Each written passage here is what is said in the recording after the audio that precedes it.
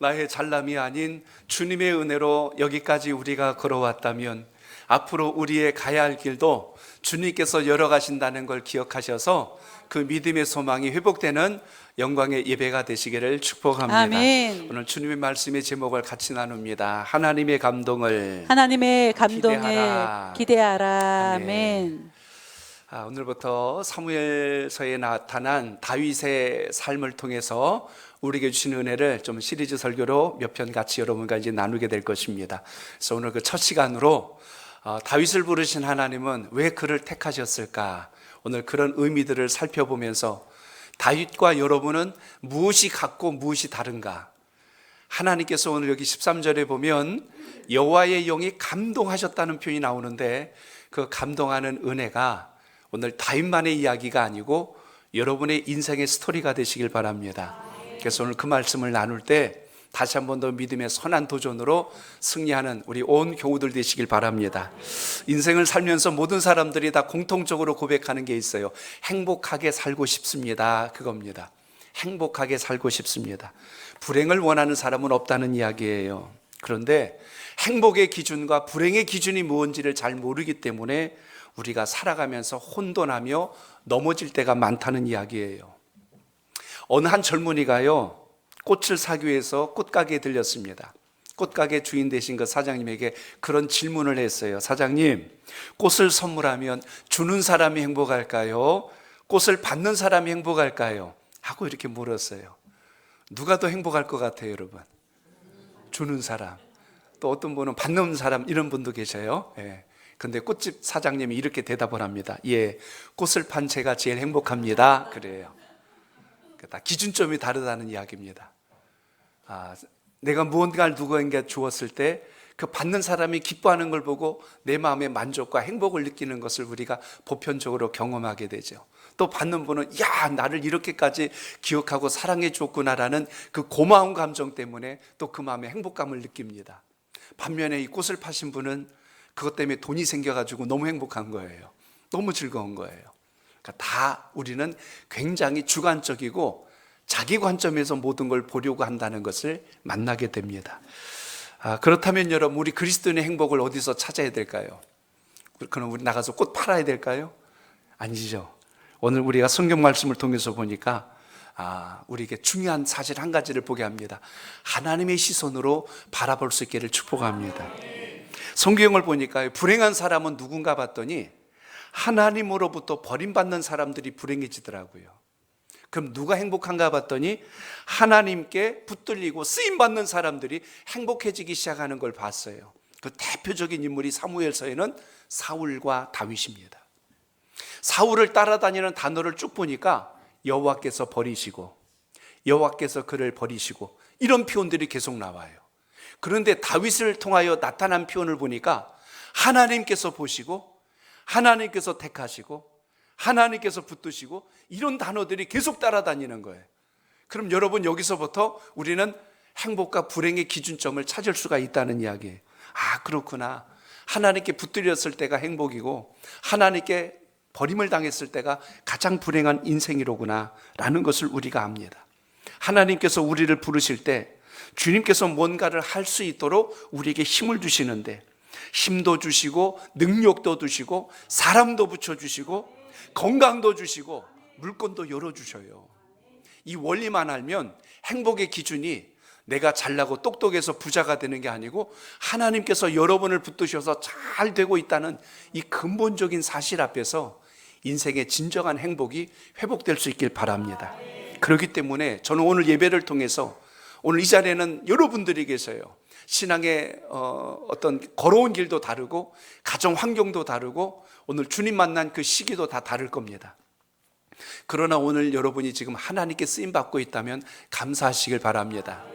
그리고 하나님께서 우리를 부르시는 이유가 주의 영광을 위해서 쓰시기 위하여 부르셨다는 사실을 오늘 깨닫게 된다면 역시 감사하시길 바랍니다. 그리고 아직도 하나님께서 나를 부르시는지 쓰시고 있는지 잘 모른다. 그럼 오늘 예배를 통해서 오늘 이 자리에 있는 것만도 하나님께서 나를 보고 계셨고 나를 택하고 계셨고 나를 통하여 무엇인가를 하시려고 하는구나, 이 기대감을 가지고 신앙할 수 있길 바랍니다. 우리 옆에 계신 분 인사합니다. 있을 때 잘하세요. 시작. 있을 때 잘하세요. 이왕 인사한 김에 한 번 더 합니다. 후회하지 마시고. 그래요. 하나님이 부르실 때가 가장 귀하다는 것을 여러분 삶 속에서 잊지 않길 바랍니다. 아, 그때 왜 내가 예수 믿을 걸, 그때 좀 더 열심히 할 걸 하고 자꾸 이 다음에 점점 시간이 흐른 후에 후회하는 신앙이 아니라, 주님, 제가 무엇이간데 이렇게 저를 사랑해 주셔서 주의 자녀로, 하나님의 백성으로 살아갈 수 있게 해주셨습니까 하는 이 감사의 고백이 여러분 삶 속에 있기를 바랍니다. 예수님을 믿고 평생 신앙생활을 해도 행복의 기준이 하나님이 아니라면 나중에 결국에 가서는 후회하는 순간이 온다는 이야기입니다. 그렇기 때문에 오늘 본문을 통해서 하나님께 붙들림 받고 쓰임 받았던 다윗을 여러분에게 전해드릴 때 여러분의 믿음과 신앙을 함께 돌아볼 수 있는 기회가 되시길 바랍니다. 오늘 이 사무엘상 16장을 보시면 당시 시대적 상황이 굉장히 절망스러워요. 왜냐하면 이스라엘이 신정국가, 하나님을 왕으로 모시고 살던 신앙에서 이제 왕정 시대로 바뀌어지는 거예요. 왕을 세워서 민족을 통치하는 시대로 전환되는 시점에 있을 때가 이 사무엘서에 등장하는데, 그때 초대 왕으로 세워진 자가 누구냐면 사울이었어요. 이스라엘 온 백성들 가운데 가장 낮은 지파라고 하는 베냐민 지파에서, 그 보잘것없는 가장 작은 가문에서 사울을 선택하시고 그에게 기름을 부으시고 이스라엘의 왕으로 세워주신 거예요. 그런데 문제가 생겨요. 이 사울 왕이 하나님의 말씀을 들으려고 하지 않는 거예요. 자기 생각대로 나라를 끌고 가고 싶어 하는 겁니다. 그래서 결국 나타난 사건이 무엇이냐면 하나님으로부터 버림을 당하는 일까지 벌어지는 겁니다. 그래서 오늘 16장은 사울을 버리시고 새롭게 다윗을 택하시는 하나님의 그 과도기적인 전환점에 대한 이야기가 오늘 이 16장에 등장합니다. 그런데 문제는요, 사울이 하나님을 떠난 것도 아니고 그렇다고 하나님을 열심히 따라가는 것도 아닌 아주 어떻게 보면 신앙의 색깔이 이렇게 분별력을 잃을 만큼 온전하지 못했던 그 모습을 보게 됩니다. 모든 선택의 기준, 행동의 기준이 뭐냐면 그때 상황이에요. 백성들의 상황, 그리고 그때 시대적 어떤 분위기를 보고 그때마다 행동을 바꾸는 것이 사울이었다는 이야기입니다. 사람들의 기대와 반응에 따라 결정했던 사람, 그러니까 이건 믿는 것도 아니고 안 믿는 것도 아닌 이런 상태의 모습이 오늘 사울의 신앙이요, 사울의 모습이었다는 것입니다. 여러분은 사울을 한번 생각해 보면서 혹시 그런 생각 안 드셨어요? 꼭 거울을 보는 것 같은 느낌. 내가 주를 믿는다고는 하는데 믿는 것도 아니고 안 믿는 것도 아니고, 예배당은 열심히 나오고 주일은 송수하는 것 같은데 말씀대로 사는 것 같지도 않고, 이런 마음이라면 오늘 다시 한 번 더 여러분의 삶의 복의 기준을 주님께 세울 수 있는 은혜가 있기를 바랍니다. 오늘 이로 인하여서 하나님께서 사울을 왕으로 택하신 것을 후회하셨다라고 기록되어 있는데, 이게 실패하셨다는 뜻이 아니에요. 그에게 기회를 주고 복줄 기회를 만들어 주셨는데 그가 거절하였던 것을 하나님이 마음을 거두셨다는 거예요. 결국 사무엘이 너무너무 슬퍼합니다. 너무너무 안타까워하는 거예요.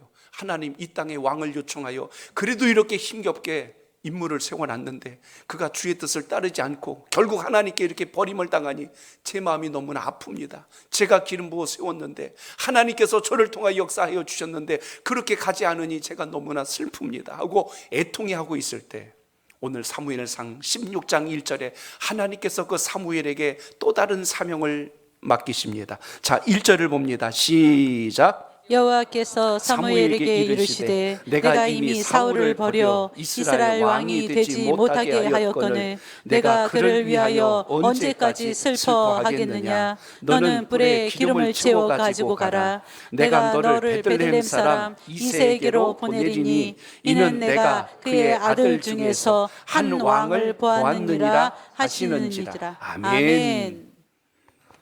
사람은 실수하고 실패해도 하나님은 그 주권적 섭리를 결코 멈추지 않으신다는 것을 꼭 기억하시길 바랍니다. 내가 실패한 거지 하나님이 실패하신 게 아니거든요. 그런데 우리는 자꾸만 내가 잘못하고 실수하면 하나님 탓으로 자꾸 돌리려고 그래. 하나님 왜 자꾸 저를 이렇게 힘들게 하세요? 왜 저를 이렇게 어렵게 하세요? 하고 우리는 하나님을 원망합니다. 하나님은 말씀하세요. 내가 언제 너에게 그 길 가라 그랬니? 우리는 주님의 뜻을 따르지도 않으면서 원망은 주님 앞에 하고 있거든요. 하나님의 말씀과 그 뜻대로 가면 주님께서 서두에 말씀드린 대로 사람을 붙여주시고 환경을 바꿔주시고 그 길을 열어주신다고 약속해 주셨는데, 우리는 머리로는 주님 따른다고 하면서 삶은 그렇게 살지 않으면서 결국 원망은 하나님께 쏟아내고 있다는 이야기입니다. 결국 오늘 하나님께서는 사울로 인하여서 주님의 계획과 그림을 버리신 게 아니라 또 다른 인물, 바로 다윗을 선정하여 그를 통하여 일하시기 시작하는 장면을 우리가 주목합니다. 그래서 여러분, 기회 있을 때 주님 손에 잘 붙들려서 쓰임받기를 바랍니다. 제가 두 가지 자세는 버리라고 하신 말씀이 있습니다. 그 중에 하나는요, 내가 아니면 안 된다고 하는 신앙이에요. 신앙생활하면서 혼자 하려고 하지 마시고 연합을 이룰 수 있길 바랍니다. 내가 아닌데 어디 되나 봐라, 이런 거 안 된다는 이야기예요. 독점적인 신앙은 주님의 뜻을 왜곡시켜버리고 하나님의 시선에서 벗어날 수 있어요. 그렇기 때문에 하나님의 일은 혼자 하는 것이 아니라 주님께서 우리를 통하여 일하신다는 걸 기억하시고 감사함으로 연합을 이룰 수 있길 바랍니다. 또 하나 조심해야 될 게 있어요. 아이고, 나 아니래도 할 사람들 많더만, 그리고 뒷짐지고 방관하면 이것도 안 되는 겁니다. 독점적인 신앙도 문제요, 방관하는 신앙도 문제라는 이야기입니다. 그래서 하나님의 사람은 하나님께서 우리를 통하여 일하시려고 하실 때 그걸 민감하게 잘 붙들어서 순종하고 감사로 나갈 수 있기를 바랍니다. 우리가 잘나고 똑똑해서가 아니라 하나님께서 여러분에게 은혜를 주시고 복을 주실 기회를 이미 주셨다는 것을 기억하시고 그 믿음이 함께 하시길 바랍니다. 주님, 제가 여기 있습니다. 저를 사용하여 주시옵소서. 이렇게 자원하는 마음, 헌신하는 마음으로 주님께 나갈 수 있기를 바랍니다. 그래서 오늘 본문을 통해서 우리는 중요한 사실을 봐요. 자, 저를 따라합니다. 하나님께서 바라보시면 됩니다. 그래요. 오늘 제가 하나님의 시선에 관한 말씀을 드리려고 합니다. 오늘 1절에 보면 이세 아들 중에서 한 왕을 보셨대요. 하나님께서 많은 사람들을 보고 계시다가 이세 집안에 내가 한 아들을 보았다라고 오늘 말씀합니다. 이 보았다는 말의 원뜻은요, 선택해 놓으셨다는 거예요. 그냥 쭉 보다가 너 할래? 이게 아니라는 거예요. 쭉 지켜보신 거예요. 하나님께서 오랫동안 보신 거예요. 그리고서 마음에 정하고 계셨다가 그때 다윗을 들어 쓰시고 있다는 사실을 보게 됩니다. 그래서 여러분, 오늘 우리가 쓰임받고 있을 때가 늘 감사가 되시길 바랍니다. 하나님 뜻대로 가지도 않으면서 불평하고 원망하며 투정하고 가면 하나님께서 그러셔요. 너 아니래도 할 사람 많다. 너만 한다고 고집 부리지 마라. 그런데 쓰임받고 있을 때 주여 감사합니다. 주님 주신 사명 감당케 하옵소서. 하나님은 그 자리를 더 복되게 하시고 빛나게 하시고 높여주시고 존귀하게 하신다는 것을 기억하시길 바랍니다. 그렇기 때문에 사울을 생각해 보세요. 이스라엘의 12지파 중에 베냐민 지파는 인구 숫자도 적고 굉장히 낮은 지파예요. 근데 거기에서 하나님께서 왕을 택해 주셨다면 사울 입장에서는 정말 감사할 일이에요.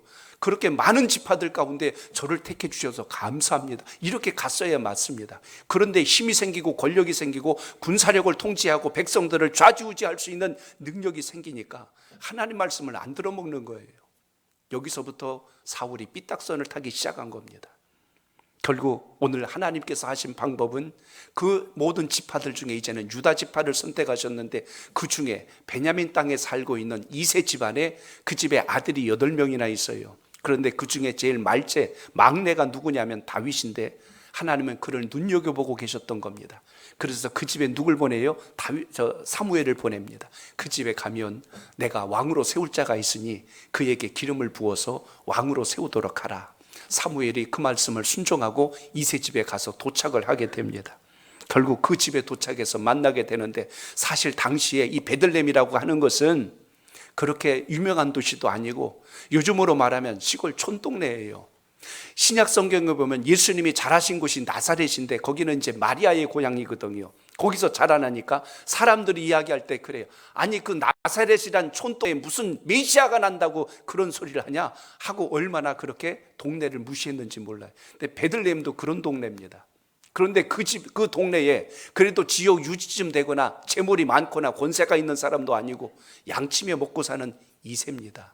그 이새의 집안에 그것도 막내 아들이었던 다윗을 하나님께서 주목하고 계셨는데, 참 이것이 참 귀한 이유는 베들레헴이라는 곳을 통하여 누가 또 탄생하세요? 메시아 예수 그리스도가 탄생하는 것과 연결되어 있어서 다윗은 장차 오실 메시아 예수 그리스도의 그림자라고까지 이렇게 표현하고 있습니다. 그렇게 본다면 오늘 하나님의 역사는요, 사람들이 주목하지 않고 있는 곳에서 일이 시작되고 있다는 걸 보셔야 됩니다.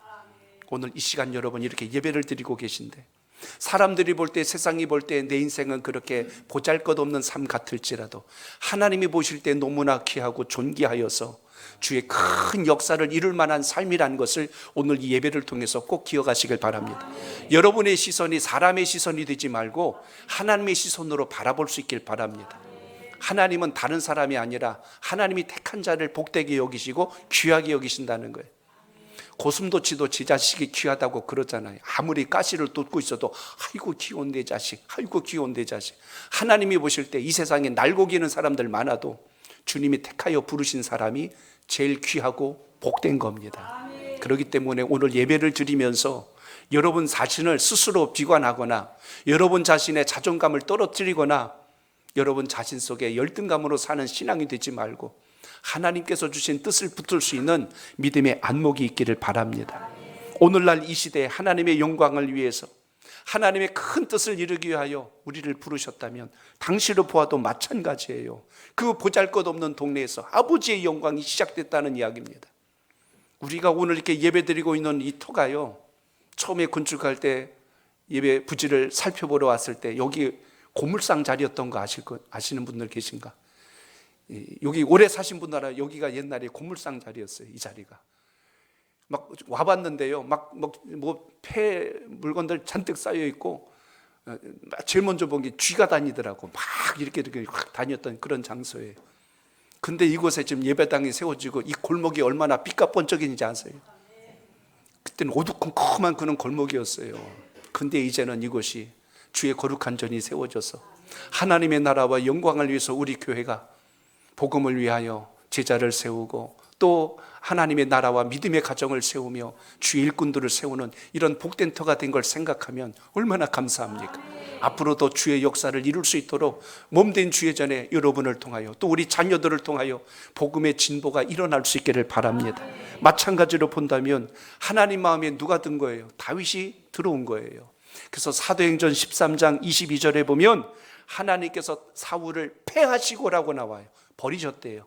그리고 다윗을 왕으로 세우시는 과정의 이야기가 한 절 나옵니다. 우리 같이 읽어볼까요? 시작. 하시고 다윗을 왕으로 세우시고 증언하여 이르시되 내가 이새의 아들 다윗을 만나니 내 마음에 맞는 사람이라 내 뜻을 다 이루리라 하시더니. 아멘. 거기에 보시면 내 마음에 맞는 사람이라 내 뜻을 다 이루리라 라고 돼 있어요. 다윗을 뭐라고 표현하냐면 하나님 마음에 맞는데요, 하나님 마음에 쏙 든대요. 저는 이 말씀이 참 너무 좋습니다. 여러분 하나님 마음에 쏙 드는 인생이 되시길 바랍니다. 하나님 마음에 맞는 사람. 인생을 살아도 맞아야 산다잖아요. 잘 맞아요. 두들겨 맞는 거 말고 마음이 맞아야 살잖아요. 어느 분이 그래요. 우리 남편은 로또예요 그러더라고요. 그래서 왜 그러니까 맞는 게 하나도 없대. 그래서 로또래. 근데 인생은 여러분 마음이 맞아야 살잖아요. 가정도 그렇고 사람 관계도 그렇고 사회생활을 해도 그렇고 어디에서나 이 관계가 그래서 굉장히 중요합니다. 근데 다윗을 이야기할 때 하나님 마음에 맞대요. 그런데 그 다음에 나온 말씀을 보니까 내 뜻을 다 이루리라. 하나님 마음에 맞으면 하나님께서 하나님의 뜻을 그 사람을 통하여 시작한다는 걸 기억하시길 바랍니다. 그러니까 오늘 여러분이 주님 앞에 예배드리고 믿고 영접했다는 것은 하나님께서 여러분을 통하여 하실 크고 놀라운 일이 있다는 것을 기대하시길 바랍니다. 아, 내가 거저온 게 아니로구나. 어쩌다가 예수 믿은 게 아니로구나. 하나님이 오랫동안 나를 지켜보고 계셨다가 그때 나를 부르셔서 오늘 예배드리게 하시고 이 말씀을 듣게 하셨구나. 오늘 여러분 주님께 기대하는 신앙이 있기를 바랍니다. 여기서 내 뜻을 이룬다는 것은 다윗이 하나님께서 원하시는 곳에 쓰임받는다는 이야기입니다. 하나님께서 기뻐하는 곳에 다윗을 통하여 일하시겠다는 이야기입니다. 똑같은 도구에도 어디에 쓰임받느냐에 따라 용도가 달라지잖아요. 똑같은 나무도 부직갱으로 쓰면 아궁이 옆에 있는 거고, 지휘자의 손에 들려 있으면 지휘봉이 되는 거고, 군 장관 손에 있으면 부대를 움직일 수 있는 지시하는 지휘봉이 되듯이 우리의 인생이 하나님 손에 붙들리면 이루지 못할 역사가 있다는 것을 오늘도 기억하시길 바랍니다. 그래서 오늘 무명의 목동이었던 다윗이 하나님 손에 붙들렸더니 그가 이스라엘의 왕으로, 당대 가장 위대한 제왕으로 세움받았다는 사실을 보면서 오늘도 우리가 육신의 시선이 아닌 하나님의 시선으로 볼 수 있는 은혜가 있기를 바랍니다. 오늘 말씀을 계속 따라가다 보면 여러분, 제가 디모데전서 1장 12절에 중요한 대목을 하나 봤어요. 우리 한번 같이 읽어봅니다. 시작. 나를 능하게 하신 그리스도 예수 우리 주께 내가 감사함은 나를 충성되이 여겨 내게 직분을 맡기심이니. 아멘. 제가 이 말씀을 좋아합니다. 왜 좋아하냐면 나를 충성되이 여겨 우리에게 뭘 맡기셨다? 직분을 맡기셨대요. 쓸모없는 사람이 아니라 쓸모 있는 사람으로, 쓸데없는 사람이 아니라 쓸데있는 사람으로. 우리가 누구한테 이야기할 때 아유 저 쓸데없는 것 같으니라고 굉장히 그 사람의 무가치하고 무능함을 이렇게 비아냥하고 조롱할 때 하는 말입니다. 그런데 여러분, 이미 하나님께 붙들림 받는 순간 우리는 쓸모있는 인생이 되었다는 걸 기억하시길 바랍니다. 보잘것없는 인생이 아니라, 어쩌다가 이 자리에 계신 게 아니라 하나님이 쓰시기 위하여 우리를 부르셨다면 몸된 교회를 위하여, 하나님의 나라를 위하여 믿음의 가정도, 축복의 일터도, 복된 사업장도 믿음 안에서 세워가시길 바랍니다. 일을 한다는 것을 우리는 사명이라고 말해요. 사명. 우리는 평생 동안 주님의 사명을 따라 살아가는데, 가정에서도 여러분, 가정주부는 무직이라고 옛날엔 썼어요. 무직이 아니라 그것도 가사일은 굉장히 큰 일입니다. 언젠가 그걸 금전적으로 통계를 했는데 직장인이 벌어들이는 수입 이상으로 가사노동이 굉장히 크다는 것을 자료로 봤어요. 그러니까 아무것도 안 하고 집에 있다고 해서 누가 물어보면 난 아무것도 놀아요 그러면 안 됩니다. 제가 지금 가정에서 큰일을 하고 있습니다 하고 이렇게 할 수도 있어야 돼요. 근데 여러분, 가정의 주부가 일하기 싫다고 집 며칠만 내버려둬 보세요. 하루만 내버려둬도 집 꼬라지가 이상해져요. 막 그냥 여기저기 막 옷 빨래들이 뒹굴르기 시작하고 주방에서 막 그냥 막 파리가 꼬이기 시작하고 난리가 납니다. 집안일 돌본다는 게 쉬운 일이 아니잖아요. 그런데 그 자리를 성실하게 수행해줘야 가정이 깨끗하고 정결하고 아늑한 공간으로 바뀌듯이 학생도 마찬가지예요. 공부해야 될 학생이 공부 싫다고 때려쳐버리면 그 학생의 미래와 장래는요 순식간에 바뀌어버려요. 배워야 할 때 그래서 배워야 한다는 거 아닙니까? 군인이 나라 지켜야 되는데 총 버려두고 도망쳐버리면 그 나라가 온전하겠냔 말이에요. 우리 민족이 여기까지 오는 동안 나라를 지키기 위한 수많은 우리 순국 선열들, 나라를 지키기 위한 애국의 열정들이 여기까지 왔다는 걸 생각하면 앞으로도 하나님께서 우리 민족을 통하여 얼마나 큰 일을 이루실까를 기억할 수 있기를 바랍니다. 직장인이 일하기 싫다고 직장 안 나가면 어떻게 되겠어요? 손가락 빨고 살아야죠. 우리 인생이 마찬가지입니다. 하나님의 사람이 주님께서 주신 사명을 알지 못하고 그냥 건성으로 다니면, 주님의 부르신 목적을 모르면 마음에 행복이 없어요. 기쁨이 없다는 이야기입니다. 그렇기 때문에 오늘 여기 충성되이 여겼다는 것, 충성되고 인정이 여겼다는 표현이 저는 너무 은혜로운 거예요. 여겼다는 건 사실 그렇지 않지만 그렇게 될 것을 믿고 그렇게 훈련하시면서 이끌어 가시는 그 깊은 하나님의 사랑, 우리가 그렇게 여김받았다는 것에 대한 감사의 고백이 여러분 삶 속에 있기를 바랍니다. 사실 그렇게 충성스럽지도 못한데 그렇게 여겨주시고 그렇게 우리에게 복을 주시려고 뜻을 정하신 하나님, 오늘도 예배를 통해서 그 주님을 만나는 역사가 있기를 바랍니다. 그래서 신앙은 여러분 뭐가 중요해요? 하나님의 시선으로 바라보는 게 중요하다는 이야기입니다. 자, 저를 따라합니다. 하나님의 시선은 사람과 다릅니다. 사람과 다릅니다. 하나님께서 감동하여 쓰시는 기준은 사람의 기준과 다른 이유를 우리가 오늘 이 말씀에서 볼 수가 있습니다. 사무엘이 그 집을 찾아갔잖아요.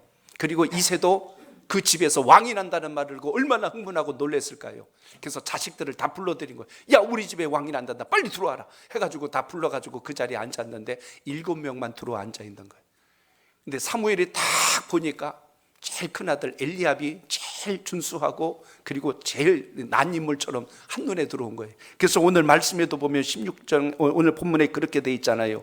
그들이 오매 이 자식들이 다 들어오니까 사무엘이 엘리압을 보고 마음에 이르기를 여호와의 기름 부으실 자가 과연 주님 앞에 있구나. 한눈에 보니까 너로구나 하고 그냥 알아본 거예요. 이세인 아버지 입장에서는 어때? 아이고 사람 잘 볼 줄 아네 하고 또 이렇게 이야기하고 맞아요 얘가 우리 장자 엘리압입니다 하고 그를 앞으로 뒤밀어낸 거예요. 근데 놀라운 일이 그때부터 일어나요. 하나님께서 감동을 안 주시는 거예요. 하나님께서 그가 아니다라고 그러는 거예요. 사무엘이 깜짝 놀랐죠. 아니라고요? 그럼 둘째구나. 그래서 둘째인 아비나답에게 기름을 부으려고 했더니 하나님께서 또 그러시는 거예요. 둘째도 아니니라. 그래 셋째 딸이 제일 이쁘니까 그럼 셋째 산마로구나. 셋째 하려고 그랬더니 그도 아니니라. 이래가지고 일곱째까지 다 내려가 버린 거예요. 그러니까 사무엘이 얼마나 당황스러웠을까요? 이세 입장에서도 상당히 민망한 상황이 벌어진 거고 자식들 입장에서도 내가 아니면 누가 왕이 된다는 거야 하고 서로 설왕설래하고 있는 상황이 됩니다. 그때 사무엘이 묻습니다. 당신의 아들이 이게 다입니까? 라고 물은 거예요.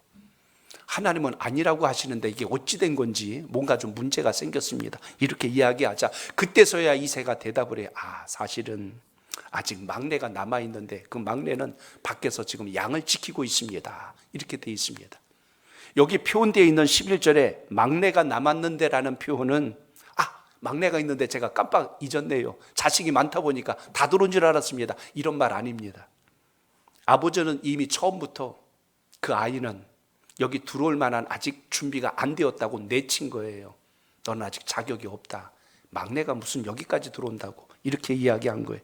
이 막내란 단어가 원문을 보니까 카탄이란 단어를 썼는데 단순히 형제적 서열 관계에서 막내란 뜻을 넘어서 그 의미는 이렇습니다. 하찮다, 중요하지 않다, 약하다란 뜻을 가진 게 이 카탄이란 단어예요. 걔는 아직 약한 자니 왕이 될 자격이 없다.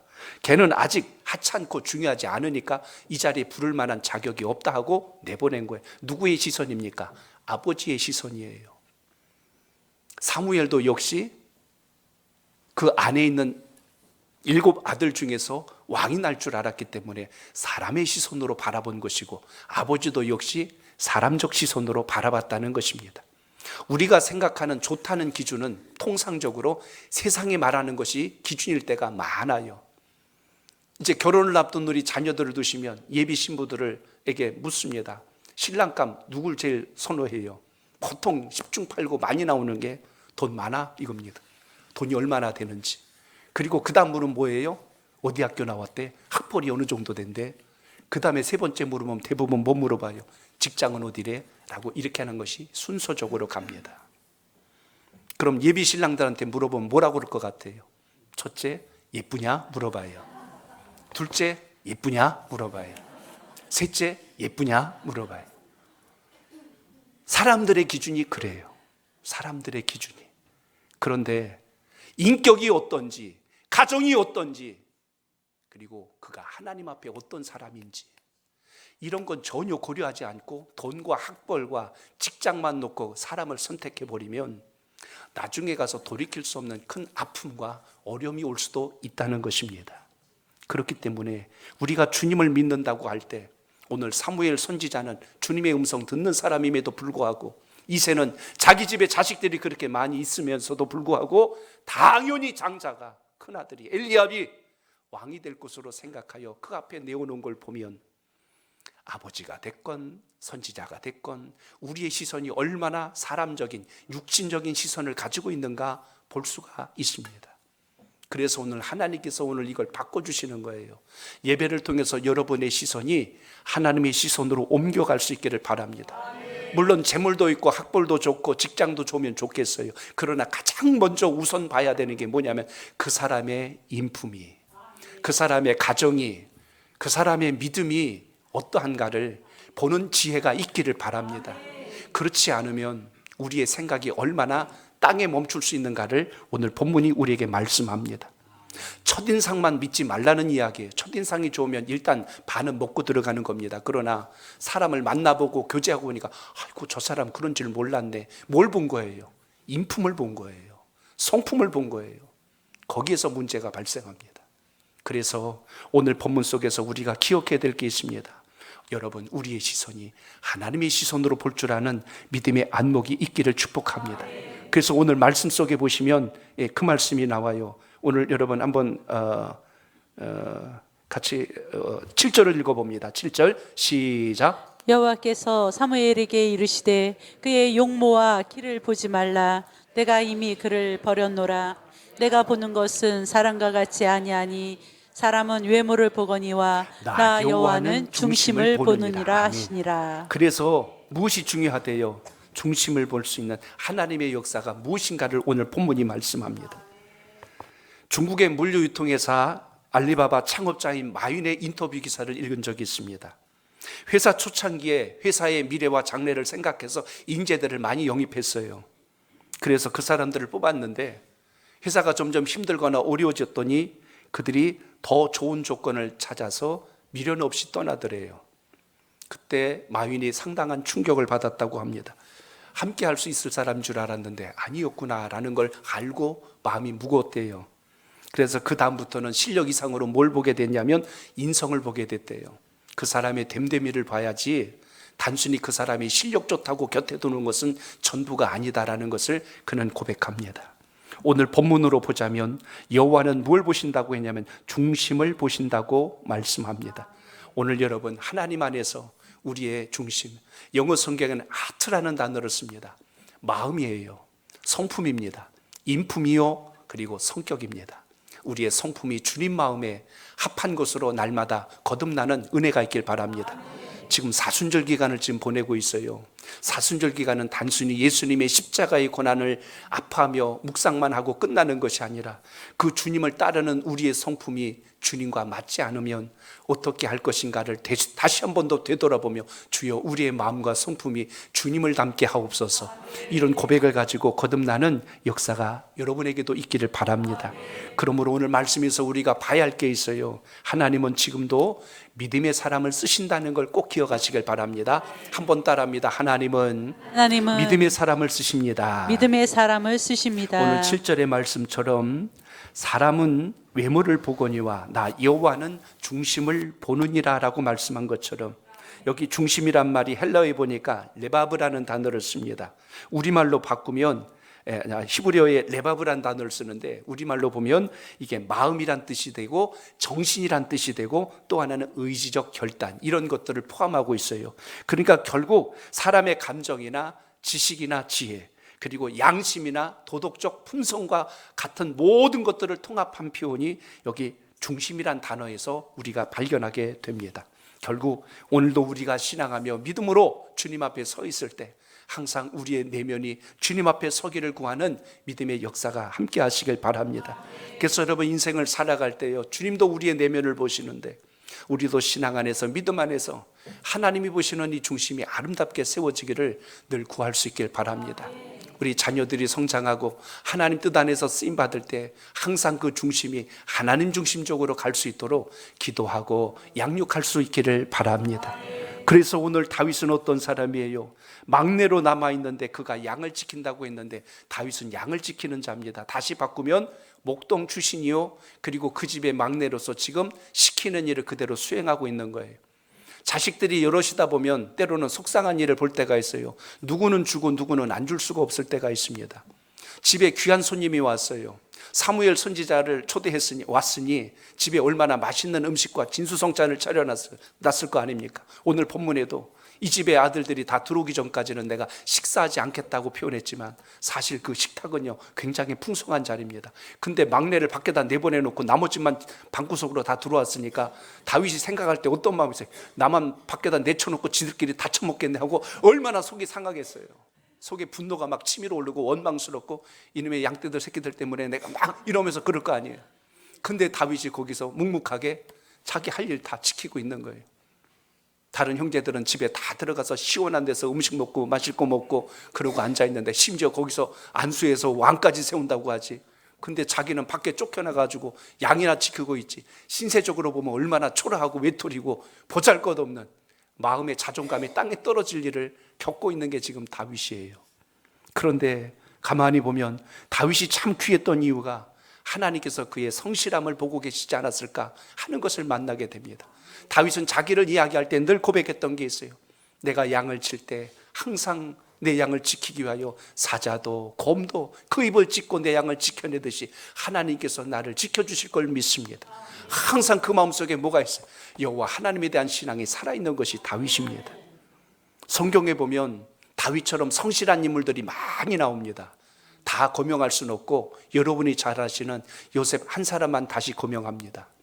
요셉을 보시면 애굽으로 끌려갔을 때도, 억울한 누명을 쓰고 감옥 밑에 내려갔을 때도, 심지어 그 땅에서 총리의 자리라고 하는 놀라운 자리에 올라올 때까지도 그의 마음이 늘 한결같이 겸손했고 성실했다는 것을 기억하시길 바랍니다.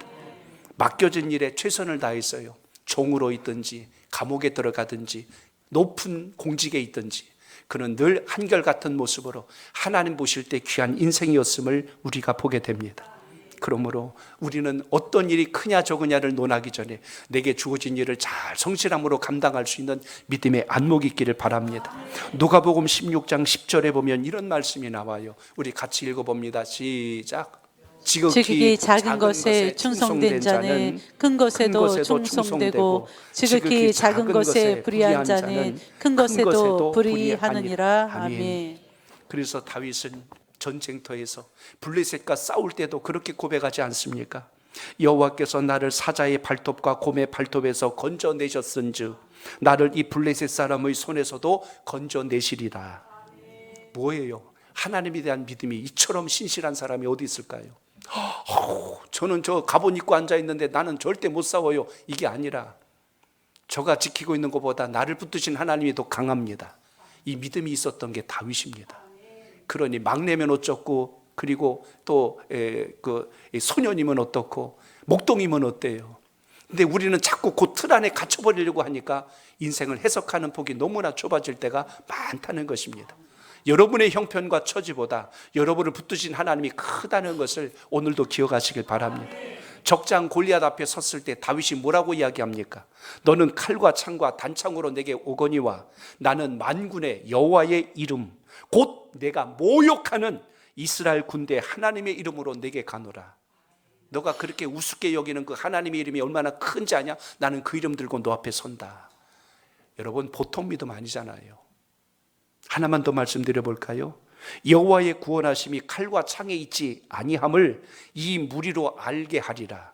전쟁은 하나님께 속한 것인즉 그가 너희를 우리 손에 붙이시리라. 하나님에 대한 믿음이 여러분 삶 속에 중심이 되시길 바랍니다. 그렇기 때문에 믿음의 있고 없고의 차원을 뛰어넘어서 하나님께 마음에 합하고 붙들린 인생은 반드시 좋은 게 한 자로 쓰임받음을 잊지 마시고 여러분의 생각이, 여러분의 마음이 한결같이 주를 향할 수 있기를 바랍니다. 빌립보서 4장 7절에 보면 이렇게 말씀해요. 우리 같이 읽어봅니다. 시작. 그리하면 모든 지각에 뛰어난 하나님의 평강이 그리스도 예수 안에서 너희 마음과 생각을 지키시리라. 아멘. 우리의 마음과 생각이 주님께 붙들려 있을 때 하나님의 영광과 평강이 여러분 삶 속에 있음을 잊지 않길 바랍니다. 그래서 저는 오늘 이 말씀을 쭉 보다가 제일 눈에 들어왔던 것이 13절이었어요. 자, 오늘 끝으로 13절 다시 봅니다. 시작. 사무엘이 기름 불병을 가져다가 그의 형제 중에서 그에게 부었더니 이날 이후로 다윗이 여호와의 영에게 크게 감동되니라. 사무엘이 떠나서 라마로 가니라. 아멘. 다윗이 여호와의 영에 크게 감동되었다고 말씀합니다. 하나님이 보신 사람이, 하나님이 택한 인생이, 오늘 예배를 드린 여러분이 주님의 영이 여러분 삶 속에 감동이 되어서 우리가 계획했던 우리의 생각을 넘어 일하시는 하나님의 놀라운 경험이 자꾸 넘칠 수 있기를 바랍니다. 여러분의 생각과 입술의 고백이 하나님을 찾으면 어디에서든지 주님께서 맡겨주신 그 일을 통하여 주의 큰 영광이 나타난다는 걸 잊지 마시고 그 믿음이 여러분 속에 있기를 바랍니다. 살다 보면 여러분의 기득권을 다윗처럼 빼앗길 때가 있어요. 왜 나는 저 자리에 있지 못하는 것일까? 왜 나는 이렇게 소외되는 것일까? 왜 내 인생은 이렇게 무너져 가는 것일까? 라는 두려움에 빠질 때가 있습니다. 원치 않는 일을 하고 있을 때 인생의 비관과 절망이 밀려올 때도 있습니다. 세상에서 막내 처지로 산다는 것, 가장 낮은 자로 산다는 것, 그 마음의 비애감과 그 슬픔을 안고 사는 경우들도 있을 것입니다. 그러나 그 모든 상황을 뛰어넘어 일하시는 분이 누구셨어요? 여호와 하나님 되신다는 것을 분명하게 기억하시길 바랍니다. 여러분의 인생을 붙들고 있는 그 힘들고 아픈 상처가 여러분이 딛고 일어나야 될 또 한 번의 도약대가 되시길 바랍니다. 다윗을 묵상하다가 제가 중요한 구절 하나를 발견했어요. 다윗이 이렇게 부름받은 시작도 있지만 그의 마지막도 있었거든요. 다윗이 생을 마감할 때 그가 남겼던 유언의 첫 번째 고백이 있습니다. 그 고백을 여러분과 나누면서 오늘 말씀을 맺고자 해요. 그 말씀이 사무엘 하서 23장 1절입니다. 우리 말씀을 같이 읽어봅니다. 시작. 이는 다윗의 마지막 말이라. 이새의 아들 다윗이 말하며 높이 세워진 자, 야곱의 하나님으로부터 기름 부음 받은 자, 이스라엘의 노래 잘하는 자가 말하노라. 아멘. 23장 전체는 다윗의 마지막 유언입니다. 유언을 남기면서 첫 번째 고백했던 다윗의 고백이 뭔지 아세요? 다윗의 마지막 말인데 이새 아들 다윗이 말함이라 라고 시작해요.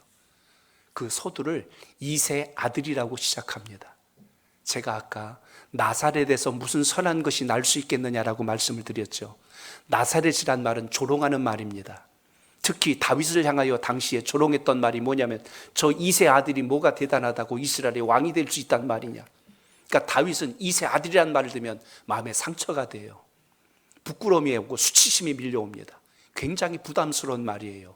그런데 이제는 그의 마지막 생을 마감하는 순간 이새 아들이란 말을 당당하게 선포하며 이새 아들이었던 나 다윗은 하나님께서 나를 높이 세워주셨고 하나님께서 내게 기름을 부어주셨을 뿐만 아니라 나를 이스라엘에서 노래 잘하는 자로 이렇게 삼아주신 그 하나님이 얼마나 위대하고 존귀하신지 너희들은 아느냐.